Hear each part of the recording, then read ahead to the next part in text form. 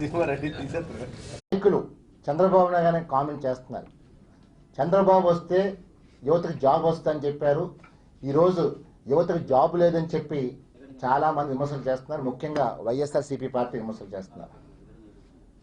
ఈ రాష్ట్రం ఎంతో క్లిష్ట పరిస్థితులు ఉన్న ఏదో రకంగా రాష్ట్రాన్ని నెంబర్ 1 రాష్ట్రంగా చేయాలని, ఈ రాష్ట్రాన్ని ముందుకు తీసుకెళ్లి దీని చరిత్రలో మిగిలిపోయిన రాష్ట్రంగా నిలిచే విధంగా చేయాలని చెప్పి ఆయన రాత్రనగా పగలని కష్టపడుతున్నారు.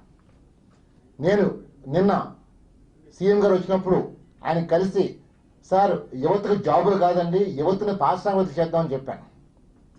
ఎలాగా ఏంటి అని అడిగాను. మనకి 2000లో CGTSME అనే స్కీమ్ ఒకటి కేంద్ర ప్రభుత్వం ఇంప్లిమెంట్ చేసింది. ఆ స్కీమ్ నేటి వరకు కూడా మన పాలకులు ఆ స్కీమ్ ఎలా వాడుకోవాలో కూడా తెలియని దౌర్భాగ్య స్థితిలో మన పాలకులు గత 2